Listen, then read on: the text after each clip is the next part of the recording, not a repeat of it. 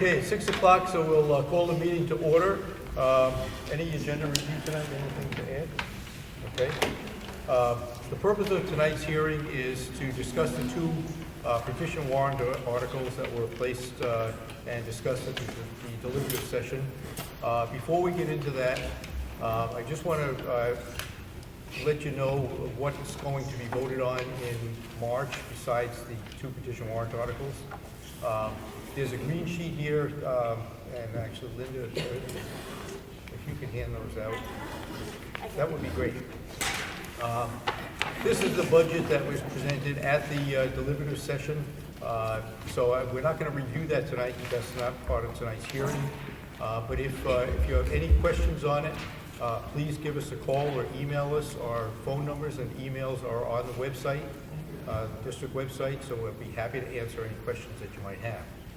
On the warrant in March, there'll be 3 collective bargaining agreements to vote on, one for the teachers, one for the support staff, and one for the administrators. The main focus on the negotiations this year is changing the health plan, and the health plan is being changed to a consumer-driven plan, which hopefully will save the district money over the long run. All of the employees that are covered under the health plan will be paying a portion of the premium as well. In the negotiations, we weighed the amount that would be paid for premiums, along with increases in pay, so nobody was going home with less money in their pockets. We tried to weigh everything out so it was fair to everybody. Going forward, hopefully it's going to save the district some money. After each one of those articles on the warrant, there's also a second warrant article that basically says the school board has the ability to open negotiations if the prior article fails. So if any one of the negotiated contracts fails at the polls, we have the ability to go back, reopen negotiations, and bring a revised proposal back to the taxpayers. In addition to those 6 articles, the 3 and 3, and the budget, there's also the warrant article for the $60,000 that we ask each year to be appropriated out of year-end funds, if available, to put into the trust fund for capital reserve fund for I don't know, the playground, the turf field. Capital reserve. $60,000 is the capital reserve fund for the replacement of the athletic field at the high school. The turf field has a lifespan of 10 to 12 years with a replacement cost of about $700,000 to $750,000. If we stay on track with the $60,000 each year, at the end of 12 years, we'll have the $720,000 plus interest, so the taxpayers won't be hit with a big bill to replace the athletic field. The other warrant article that's on there in March is the standard $200,000 warrant article that we have for maintenance of our buildings. These are maintenance projects that are above and beyond the everyday maintenance that comes up during the school year. Boiler replacements, roof replacements, things that we've identified or things that come up unexpectedly that we need to prioritize and pay for. So that's basically what you're going to be voting on in March. You'll get your flyer in the mail in a week or so, right? Explaining the warrant articles. And again, our numbers will be published right on the front of that. If you have any questions at all, please feel free to give us a call. So tonight we're here to discuss the 2 warrant articles that were submitted by petition. The first one is Article 11. Both of these articles have been modified at the deliberative session. Article 11 states to see if the Wentworth Regional School District will create a budget committee wherein said committee would serve in an advisory-only capacity to the GWRSD school board and have 5 members plus 1 member from the school board. The school board will appoint the initial members within 30 days of the election, including the member from the school board. And the advisory committee members' term will expire at the next annual meeting, at which point the school board may reappoint. That was the amended version at the deliberative session, and that's what you'll be voting on. The school board does not recommend this article. This is not the first time a warrant article has been included as a petition warrant article. And each time it has been soundly defeated. The most recent petition warrant article was in 2010, which was resoundingly defeated 2,293 to 1,691. This decision has already been made. The school board is elected by the people to operate the schools. Taxpayers already have chosen their representatives and put them in place. Because of their involvement with the programs, they are in the best position to make the judgments about what reasonable needs are. A budget committee is just another layer of government, is not in a position to make judgments about legal needs and appropriate programs for children. They do not have enough involvement to make informed decisions. The school board holds several meetings where the budget is discussed and questions and input are welcome. Meetings where budget is specifically discussed start in the fall with 3 finance committee meetings during which administration meets with the finance committee to discuss their recommendations, followed by the preliminary budget hearing, the budget adoption hearing, and the deliberative session. All school board meetings, including these meetings, are open to the public. Thus, any citizen can express their opinion in the budget development process.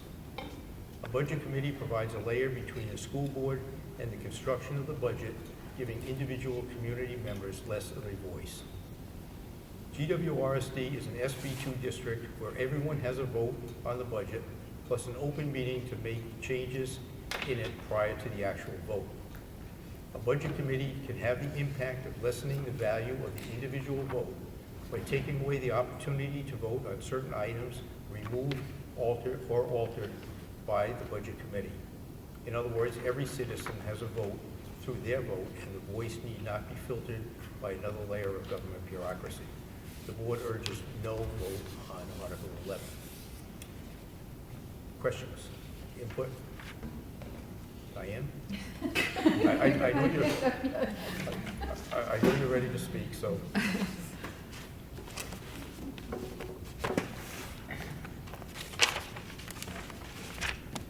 Good evening. My name is Diane Smith. I'm from Brookfield, and the reason that they knew that I was going to speak is that I've been to all of the hearings. I submitted both of the petition warrant articles. I drafted the one on the budget committee, and a gentleman from Ossipee had created the tax cap petition warrant article. I supported both of them and was happy to submit them. He and I, we were approaching what I felt was a very similar issue from 2 different angles. And the concerns that I had was the great variability over the last 10 years or so in the tax impact from the Governor Wentworth Regional School District on my personal taxes, how they'd gone up and down, and then up, up, up, up. And so, and actually this is my graphic to talk about for the tax cap, and I won't repeat it, so I'll just hit it once. And I have a couple of copies, extra copies of these for if you'd be interested in taking it. The red line, the blue line is the consumer price index, and it is a measure. What I've represented here on the graph is the percentage of change over time, and it's pretty flat. The blue line, it hovers right around 2% over that 10-year period. In that same period, the red line is the percentage of change from year to year of the, not the budget, but the local tax burden imposed on the taxpayers in the district by the Governor Wentworth Regional School District. And it's all over the map for a couple of years. And then the greater concern that I had was for the last several years, it's been significantly above that 2% increase per year. And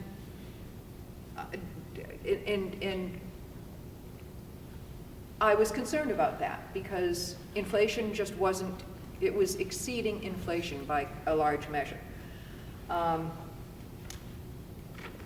That said, the reason that I had wanted to have a budget committee was that I felt like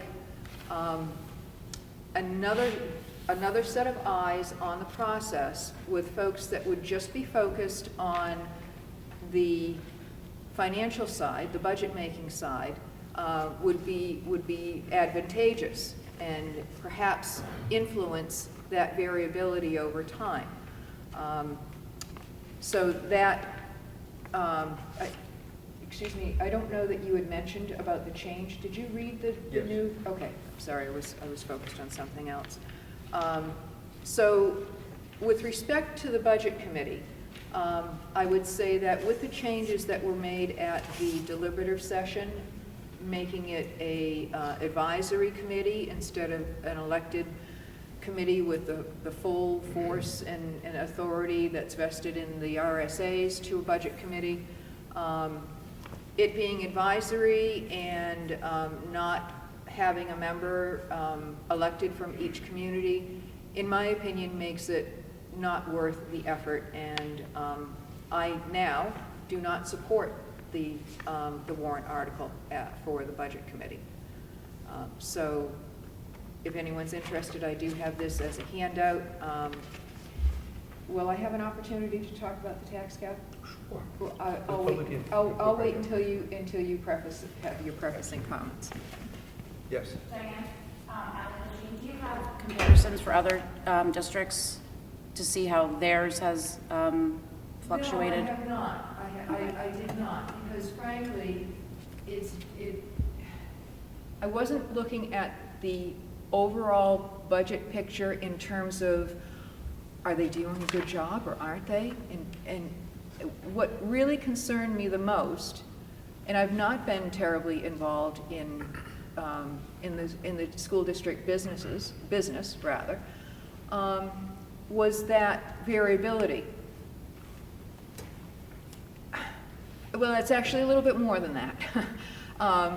And I'm bleeding over into the tax cap issue, but I will say that what's really at the heart of this also is the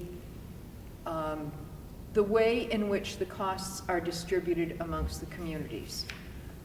And I felt for quite some time that it was an unfair burden to the 4 communities that are, quote, property poor instead of property rich, those with a relatively lower assessed valuation for the community. And the formula that the district uses is splits the net cost that is needed. So they have a budget cost, then you subtract the revenue, and that net cost then gets distributed to the communities. And you probably know that it is split out at 25% is split out at the equalized valuation, and the 75% remaining is split out based on a formula related to the ADM, the average daily membership. And I felt that I still feel that current formula is unfair. So that is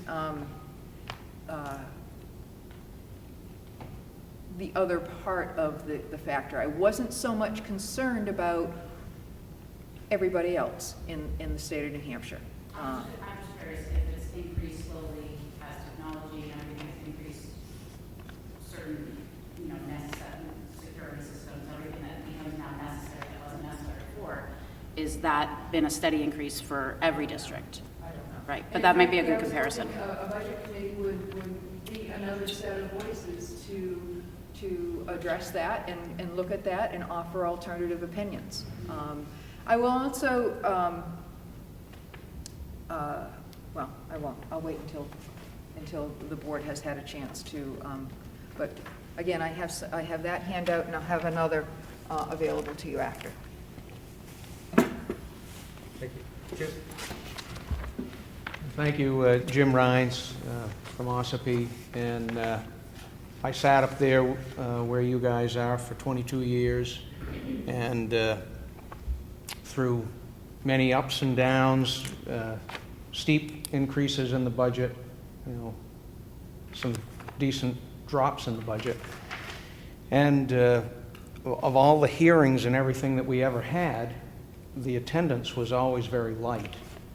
And it was always disheartening. I mean, even the years of the yellow hats when we actually voted, there wasn't deliberative session, it wasn't SB2, and everybody showed up and we had 1,100 or 1,200 people come to the annual district meeting, and people were bussed in and things like that.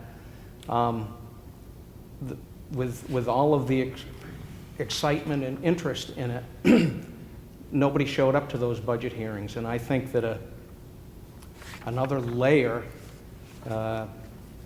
if they're only going to be looking at the dollars and they don't pay attention to when all of a sudden we get a spike because of special education needs, or we get a spike because the state of New Hampshire doesn't fund the retirement system. These are things that are completely out of control, out of the control of the school board. At least they were when I was on the board. I'm not aware of anything that's changed that. And then, we just went through, when I was last on the board and chair, we got the last of the building aid, and we did a $67 million expansion that has set this district up for the next 30 years. And it seems to me that if people are concerned about the budget, they should attend the budget hearings so that they have the same knowledge that the school board does when they're putting the budget together. And so then you're not just looking at dollars, you're looking at the impact of those dollars and what's driving that. So those are just my observations from sitting on both sides. I own 5 or 6 properties in Ossipee, some commercial ones, and I can assure you that I pay my fair share in taxes here in town, and I'm painfully aware of the impact, but I'm also aware of the benefits. So, Thank you, Jim. thank you. Appreciate it. And just to follow up on what Jim was saying about attendance, we made a concerted effort this year to make sure that everybody knew exactly when our budget process was taking place, when we were holding our individual meetings with the principals to discuss their needs, both the elementary principals one night, the middle school, high school, and vocational the next night, special education director, and the overall budget the following night. And all 3 nights, we had 2 members from the community, both from Brookfield, both selectmen from Brookfield, show up at those meetings. That's all. That's the only people outside district employees that showed up at those meetings. So it is very disheartening when you put a lot of effort into to try to include the community, include people that say they're concerned about the budget, but they don't bother coming to the meetings. This group, the SAU office, worked very, very hard to put all this documentation together. If you look at the tables of information that's available at the deliberative session, it's absolutely phenomenal, the amount of work that comes out of the SAU office to provide information for the taxpayers of this district. And I think this year we had maybe 75 people at the deliberative session out of roughly 10,000 voters. When you look at the 75 people that were there, probably half or more were district employees interested in about what we were talking about. So there was even less than that from the overall communities. So it is disheartening when a lot of effort gets put into this. We work very hard on the board. The SAU office works very hard to put these, to develop a budget that makes sense. For nobody to really show up is very hard. And that's one of the main reasons we're against the budget committee. What commitment will these people make if they're on a budget committee? We're here all the time. Our phone numbers are published, our emails are out there. If you want to talk to us, give me a call. Anyway, thank you for that input, Jim. I appreciate that. Any other input on the budget committee itself. Yes, sir. Co-worker, Ossipee, I don't have Jim's long history as a board member, at least not in this state. I'm wearing my Illini shirt because I'm an Illinois person and served on school boards for 10 years in Illinois. And I had the same experience as you have in terms of our budget committee meetings and the public coming out. So my question is, I have not checked the Governor Wentworth website or Facebook or anything like that. My question is, are you trying to get that budget information out through the internet and breaking it down? I went to the first, I moved here in '99, I went to the first 3 deliberative sessions, and I, who had known school budgets for 10 years as a school board member, went, and then I said, do I want to spend the time to figure it out or not? Is there a better way of getting it out? Is there a better way of providing the information? I support education. I'll probably vote for your budgets. I have every year I've been in this area because I believe in education and believe what you're doing. But there's got to be a better way to get it out to the public. We do have it on the internet. We have it on our website. So if you go on our website, you can see the whole deliberative session presentation, and you can see all the portions of the budget in that presentation. And there is a mailing that goes out, and the mailing simply describes, because the mailing needs to be a bit neutral, it just simply describes what's in each warrant article and a short description of the budget and whether the school board supports or doesn't support each warrant article. So on the district website is the whole presentation, not just a picture of the budget, but the whole presentation at the deliberative session is on there. Not very exciting.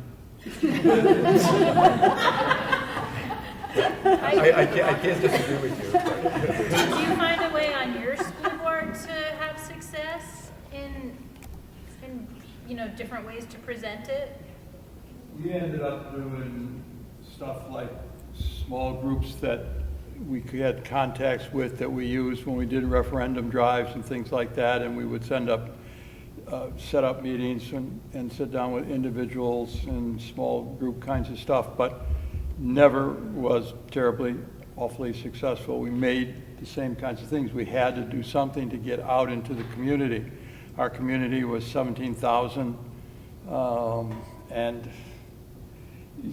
moderate success at best. But that was before the internet and before websites and before, so I think there's a possibility, and it would seem to me that I would assume that there are people in the high school who have got that ability to put together interesting graphics and things like that that might be helpful. But that's part of the problem, is that people look at things, and I'm sorry, I do read your mailings and so forth, but it's it's not exciting. Which is why we're happy to hear. Jack? Yes. Are I know all the school board meetings were televised when I was on, and I know that it depends on what your cable situation is, but I would have people call me and tell me, hey, I saw you on TV the other night. I'm like, oh, you must have had insomnia. But when the budget, I just don't recall, when you're doing, the budgeting starts in the fall and you meet with everybody, are those meetings televised so that those could be put on, so if people wanted to see that? Or? Yeah, certainly this year, Ed has taped all of our meetings and have put them out on the internet, so you can go on to At the government oversight? government oversight, Okay. so they're all out there on government oversight, it is as well as Wolfboro Community TV, when they're available to tapes all of our school board meetings and any other meetings that we have that they're available to tape. Again, I think the limitation is what cable network you have that they can or cannot Well, feed. if You're online, Government so it oversight is doesn't just matter about online. cable, yeah. Correct. I guess it'd be good to make sure that people know that's out there. As you stated in your opening statements, we vote for you folks to go through the budget, so I don't have to watch those shows. The shows are out there to watch. Okay. I'll tell you, they're not much more exciting on his than they are here. Yeah. Yeah, it's okay, you can sort of just relax. I can add special effects. Okay. Any more comments? Yes. So my name is Cindy. I live in Ossipee. I'm not on any boards. I'm just a lowly taxpayer, whining taxpayer. And I agree that our taxes are high here. But the last people I'm going to blame is the school board. I mean, I think what I just, okay, your name is, it's Diane? What I don't understand is it's the focus here and not the focus here. That the effect that the cuts in state funding have and the effects that our state reps could have, our state legislators could have on that is tremendous. I mean, there's tremendous tens of thousands of dollars just in the town of Ossipee cut in stabilization grants and what is it, the retirement fund, right? I have those numbers right. Tens of thousands of dollars in state funding that's cut. And I guess what's frustrating for me is that the focus is here and not, and too much here and not enough on the state. And while we're on that subject, I'll mention the dollars and cents that we do have documentation on. Up until 2010, 2011, the state funded 35% of the teachers' retirement fund. 2010, 2011, they cut that from 35% to 25%. Yeah, I know. The following year, they cut it from 25% to 0. Yeah. And from 2010 to 2000, this proposed budget, it's cost the local taxpayers $5,254,543 in extra taxes that the state is no longer funding. And I've been using the word renege, and I got chastised a little bit because it's not a contract, but it was a good faith promise that the state made when the retirement system was put in place. We will help fund the teacher's portion of your contribution every year. The state has now taken that away and asked the local taxpayers to pay for it. On the stabilization grant, Ossipee takes the biggest hit.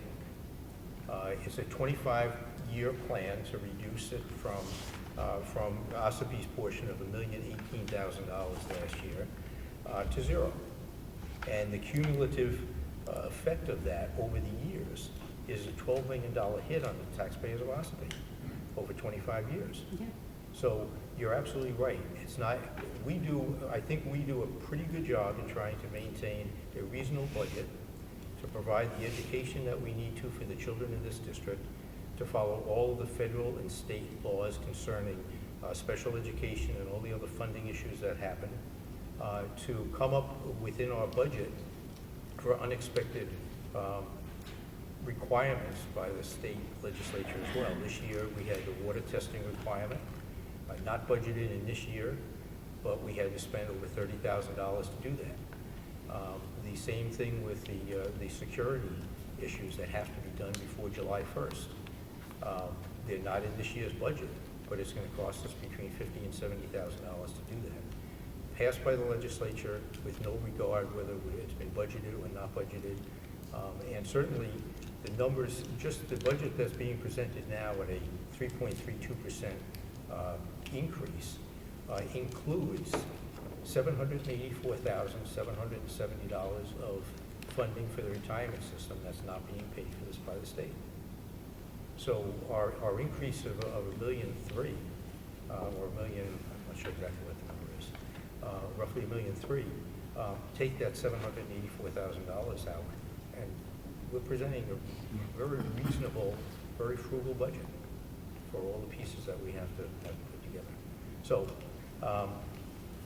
and if there's no more comments on the budget process, I can go right into the tax cap issue, because this is one of the reasons the board was against the tax cap as presented at 2%. And at the deliberative session, the tax cap was amended from 2% to a 25% tax cap.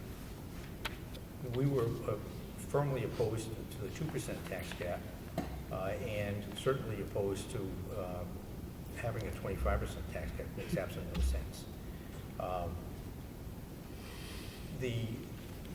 The main issue really becomes the lack of funding on the state's part.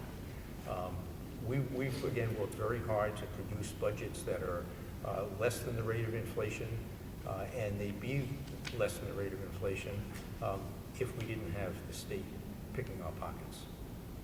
So, yes. Yeah, and I spent 20 years teaching at UNH, and so, you know, both of us teach. I don't teach there anymore.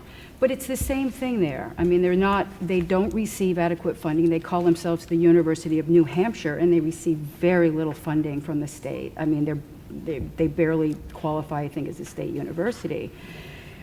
Yet the state, that UNH contributes so much, and so who pays for that price? The students. They have some of the highest debt when they leave school of any students in the nation. So if the state's not going to contribute, somebody's going to pay. So we're paying in Ossipee. Students are paying to go to UNH. And I just feel like we're just, you know, it's really disappointing sometimes to hear some of these debates. I was at the deliberative session as well. Of just pointing fingers at the wrong people, my opinion. The school board is very much against the tax cap, and certainly at 25%, we're against the 2%. I really don't have to go into a lot more detail, because what I was going to talk about was the lack of state funding, which we just finished talking about. So anybody that has any questions or anything about the tax cap, and I know Diane wants to talk about it, so we'll let Diane have a few minutes to talk about the tax cap. Yes.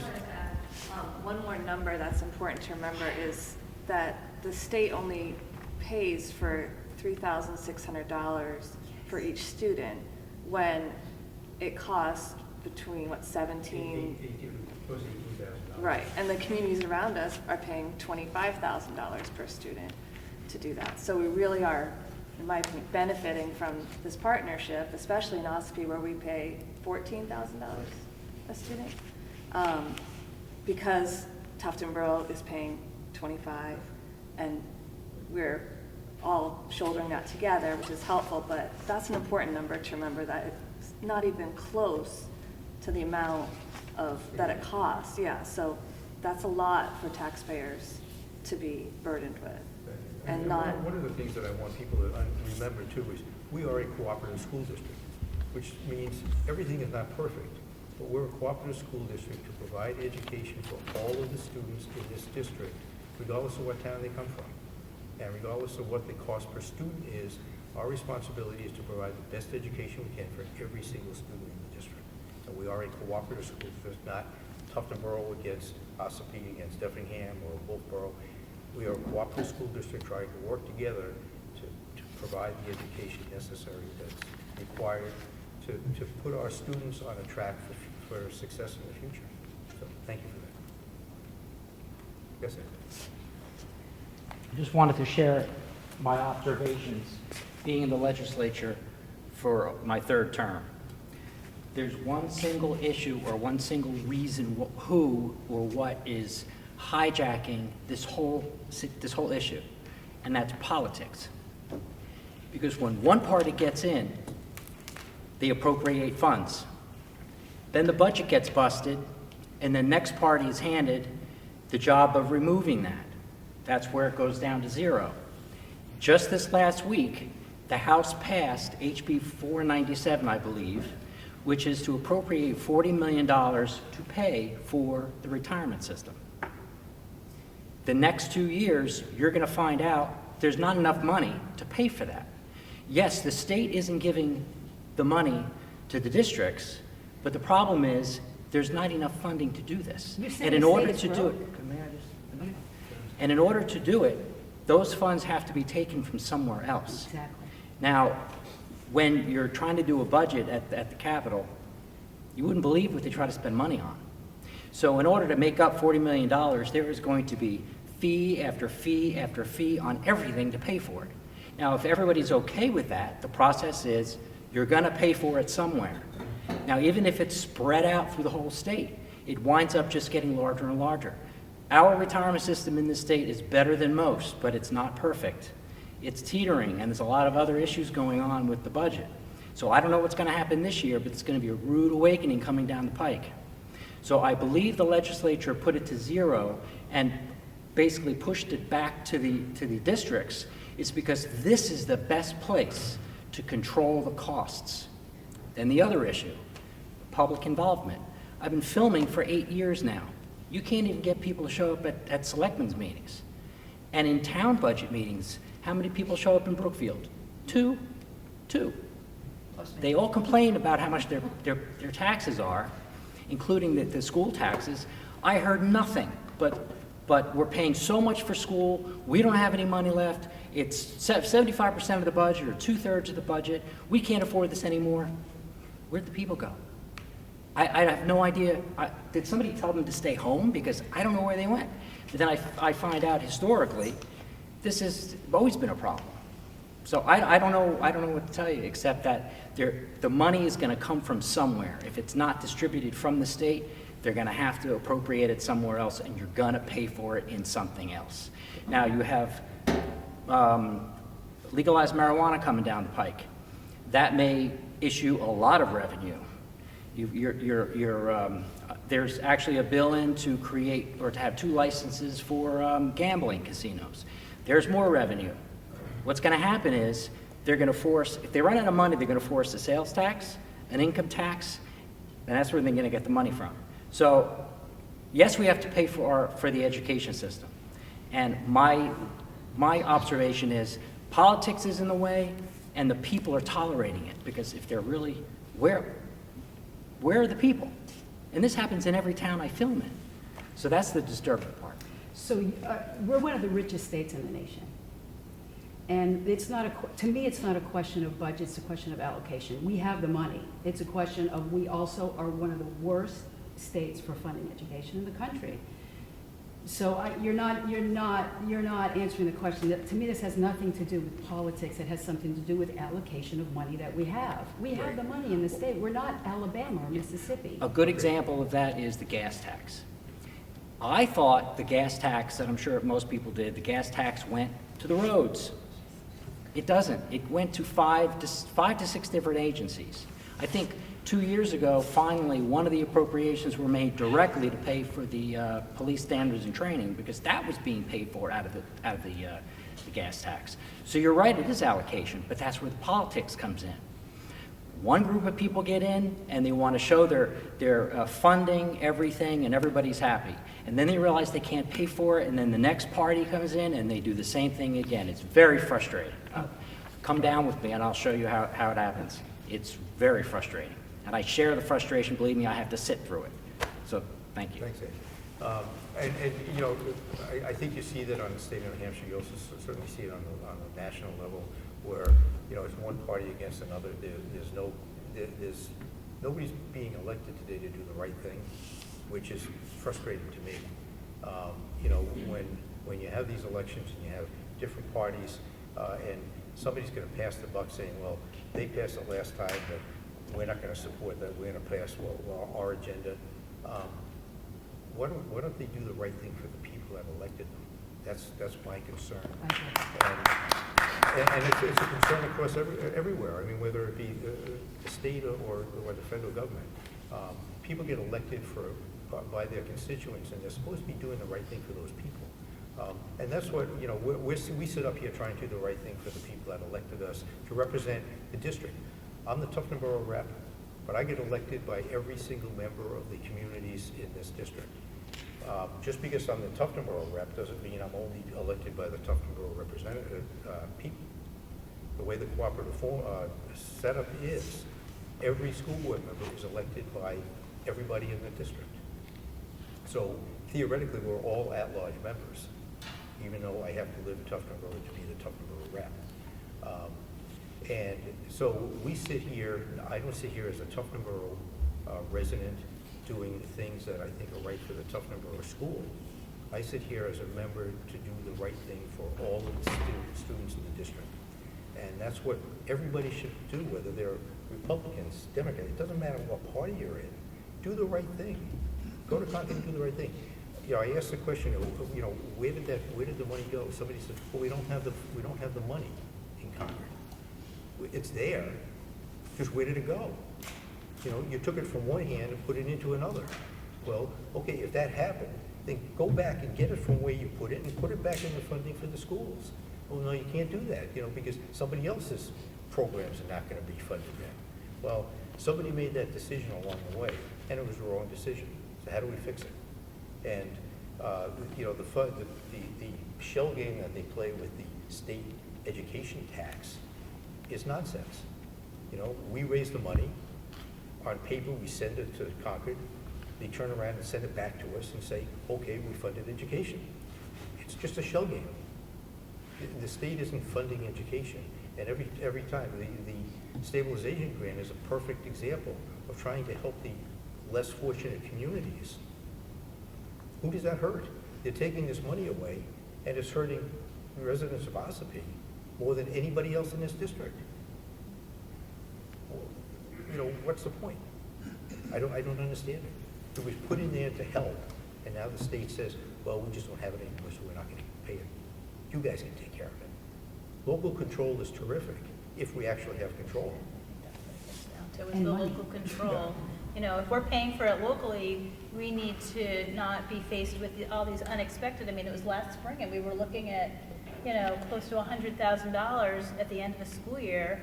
And, you know, fortunately, we have really good staff in our administrative office who can make that happen, but you saw lots of districts across the state who really struggled, and the ramifications in those districts were schools closing and staff layoffs, and hopefully we don't have to go that way, but it's unfortunate, it's sad to see it. Okay. Any other comments on the, yes, Diane? So with regard to the tax cap, a couple of points. When the, and I won't belabor this, but had the, what I neglected to articulate at the deliberative session and make clear to folks is that the RSA under which this tax cap was submitted, which is RSA 32:5-B, the third item in that RSA is very clear that it is not a fixed tax cap. And again, the tax cap was not on the budget. It would not be on the budget. It would be on the local tax burden to the communities, to the taxpayers. And it says, the legislative body may override the cap by the usual procedures applicable to 8 annual meetings and deliberative sessions for the legislative body. The provisions of this section shall not limit the legislative body, which is at the deliberative session, legislative body's authority to increase or decrease the amount of any appropriation or the total amount of all appropriations. So ultimately, even with a tax cap, which I am no longer advocating because it's meaningless, and I hope that nobody votes for it. I'm not going to. But ultimately, the folks who passed this legislation, and I'm not sure exactly when that was, made sure that us, the voters, the taxpayers, have a voice in an override if we feel is necessary. That said, I did provide some of you the handout that I had. It's 2 parts, and this is getting to, again, back to the issue of what we feel, what really precipitated independently 2 different people coming up with petition warrant articles dealing with financial matters for the district. For me, again, it was in Brookfield, there's the sense that we are carrying an unfair portion of the burden for supporting the for supporting the district. In a prior hearing that unfortunately we've had to go through, and by the way, I will apologize again to the board, but when I handed in the petition warrant articles, I alerted them to the fact that the tax cap RSA requires that the district, the school district, have a hearing in each community, which I felt was burdensome. I apologized, and I'll apologize again for forcing you folks to come out for 6 nights that otherwise you'd have been home doing something else. But I appreciate you following the law of the RSA. But I'm here too, so I didn't want you to feel like I was just leaving you out there on your own. At any rate, back to my graphic. The red, white, and blue one is very simple. Earlier in the hearing process, the issue of student cost per town came up. And I started thinking about that. Well, what does that mean? So I did a little bit of thinking about it, did a little bit of research, found out that according to the Department of Education's website, there are several different ways that they calculate cost per student per town. And I was trying to wrap my head around it, and finally it's like, it's not the town that's paying the taxes, it's the taxpayers. What am I paying? My property is about $200,000 in assessed valuation. So I thought, okay, and as it turns out, it's just about what the average assessed value is in Brookfield. I'm going to look to see what I'm paying for cost per student in Brookfield compared to everybody else. And that's what this graph shows you. And the data supporting it is down below. And I was mortified. I was flabbergasted that it costs Brookfield almost $34 a student, as opposed to the town of Wolfboro, which pays $2.28 a student. With, and this is data right from the school district for the actual distribution of costs amongst the communities for the current school fiscal year. And I thought, okay, well, that's at the current cost distribution formula. I looked at it at 100% equalized valuation instead of split 25-75. That is the blue line. That's the result, and you can see how it shifts. And it's an exercise. It's an exercise to make it real, what people are actually paying. And the dollar numbers are down below in my tables. If you want to look at it a little bit differently, the second page is tax rates. If you're more comfortable in looking at tax rates and how they differ, the top section is the distribution of the tax rates amongst the 6 communities.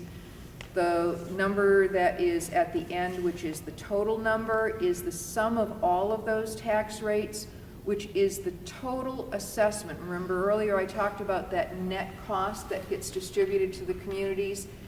That's the number before any other grants and so forth come into it. That's what the community is on the hook for. So I'm not going to spend a lot of time talking about it. I'm an advocate for changing the formula, whether it goes to 100% EV or something in between.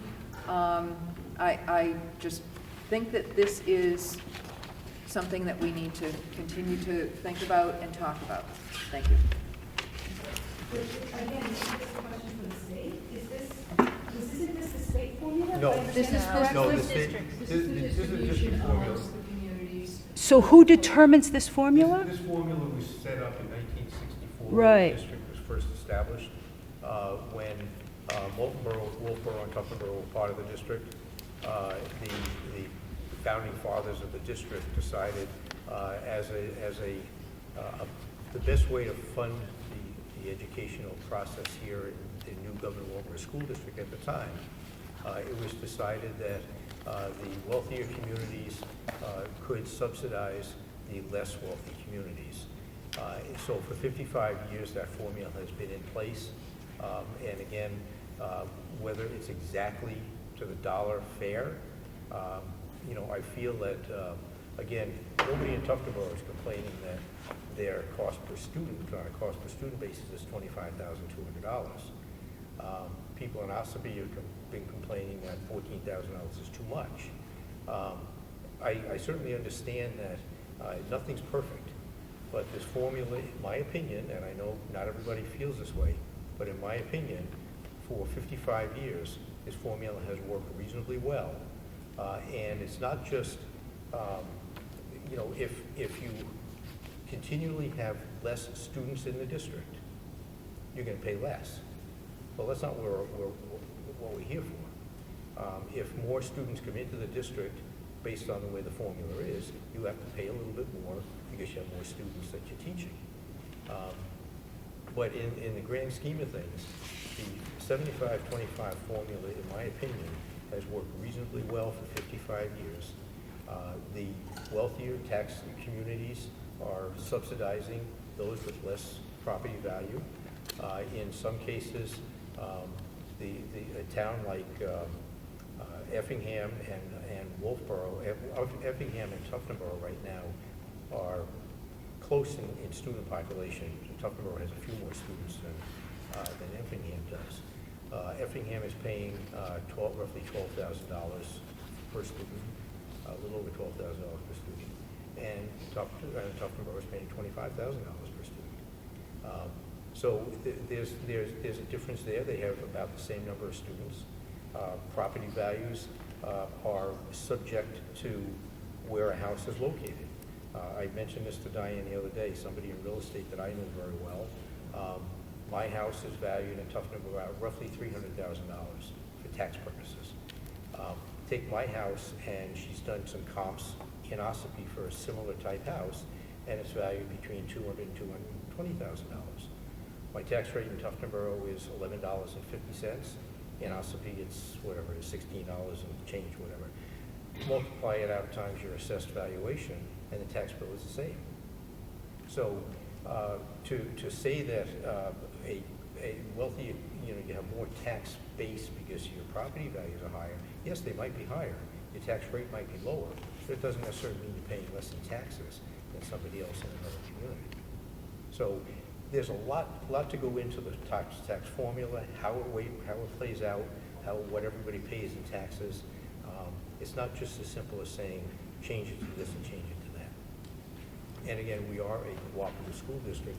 We're trying to work with everybody to make sure everyone is treated fairly. Jim? Yeah, that was the point I was going to make, is being a cooperative school district, this has been going on in the time that I've been on. There have been votes to look at changing the formula, and inevitably it starts to take a cooperative school district and pit the towns against each other. And right now, it's been going on for 55 years. Everybody knows what it is, and when it goes up and down, it's a known. Well, if you make a change, if the funding formula makes a significant change, and the taxpayers in one of the towns where those significant changes happened, is offended by it, now there starts to be inter-district turmoil that I think is not in the best interest of the cooperative, and it's certainly not in the best interest of the students. And I think that I wouldn't necessarily be in support of it, but if the voters in general were in support of it, I would recommend that it be something that was done extremely gradually, and something so that people knew as it was taking place, because to try and all of a sudden switch from a 25, 75 to 100%, that, in my view, would be catastrophic. Thank you. I also think, Jim, just to piggyback on your point, is there's a real danger once you start talking about the formula and you talk about changing it from 25, 75 to 100 equalized value. There's also the danger on the other side that someone's going to want to change it to 100% average daily membership. And if that happens, the less property wealthy communities would be in a lot of trouble financially. Right, and that's what happened the one time where there was discussion when I was on the board, when I think a warrant article was actually advanced to change it, and that's the discussion that came on. Well, if they're going to do that, maybe we should put in a warrant article to change it the other way, and it doesn't make it a cooperative district anymore, then it starts to push towards breaking up the district, which this cooperative school district in 2012 made the decision to invest $67 million to keep it a cooperative school district. And you know, we should be set for about 30 years was our estimate then, and I think that it's, from what I've seen, it's stayed pretty well on track. So to make the kind of changes that would potentially break up a school district, then to get out of the school district and pay back the $67 million and things like that, you'll quickly find from the 2 times we looked at, there was investigations about what if the school district broke up. You quickly find that that's not at all an economically feasible thing for certain towns. Are there any federal requirements that are driving up the budget?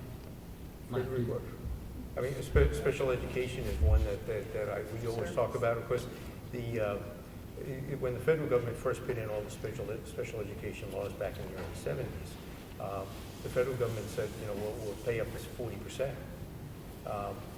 And it does say up to 40%. So you just have to be careful what the federal government says, because I think we average between 17 and 18% funding for special education.